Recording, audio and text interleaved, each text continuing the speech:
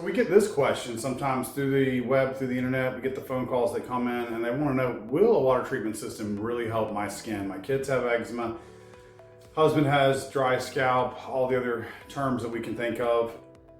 What we can't do is promise you anything. I always try to tell you, don't listen to salespeople trying to sell you something. Listen to people that have actually used the product.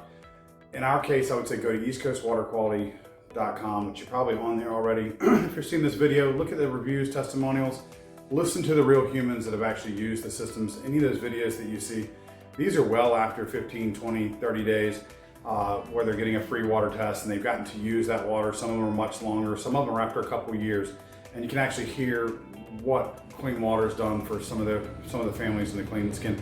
I'll give you some of the basic things, the information for you to make a decision. A lot of times our municipal water, we love our cities, we love our counties. We think it's amazing what they do to give you the water that they give you. You go look at the water in a reservoir and then see what comes out of your tap. And it's pretty amazing to see what they get. Obviously, they have to disinfect that water all the way to your home. That requires levels of chlorine. You guys have swam in a pool before.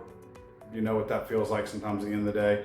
The chlorine can go in there and burn those pores. And I'd rather you kind of do your own research on skin. There's also ammonia in the water in most of our municipalities. It's called chloramines. And when they're using those, they're really corrosive to rubber gaskets, lots of appliance things. In fact, if you were to even look at some of our whole home systems after 2-3 years, every once in a while we have to disconnect one and you'll see the inlet O-ring that goes into the whole home system. It'll be almost disintegrated sometimes. Then you go look at the one that comes out of the system and you'll see that O-ring looks almost brand new just from us removing that chemical when it comes in and what it does. So when you think about rubber gaskets being disintegrated, and then you think about your skin, and especially the young, and you imagine, I'll tell you some of the other skin stuff that we do when we do a presentation when we come in is our clothes.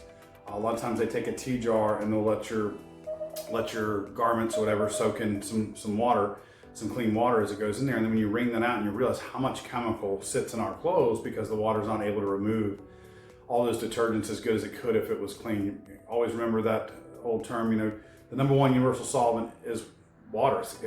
It'll pull, it'll cut, it'll clean. Once it fills up, it can only clean so much, and then we have the residues left behind. Soaps come in the bathtub, spots on the dishes. People, we're running around right now, sorry, on this video of the different things there. But that chemical that we use to disinfect does play a factor. And then when you get into the hardness in the water and how much chemical that we take really hard chemicals, a lot of times we put them all in our skin. They smell great, and we do all that, then we go to rinse it, we can't get all that chemical off of us. And then when we get out, we're like, man, this smells good. Well, we did just leave a really hard chemical where most of these chemicals are filled with water softeners, hard chemicals, things to treat the water so that those suds still happen for you guys, and you'll keep buying that product. So how well do we get the detergents off if the water's not perfectly clean?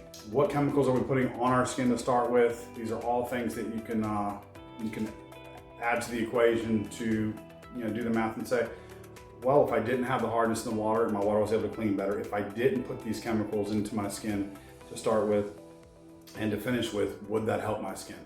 I will tell you to go back, check those video testimonials out, listen to them. I'm not going to actually answer that question on here. I'm just giving you the right questions and pointing you in the right direction. But I will tell you, a lot of people love having their whole home treatment systems just for skin and hair, different things like that, especially hair. This one was more about the skin, but you can check out another video on specifically on hair. All right, hopefully this helps.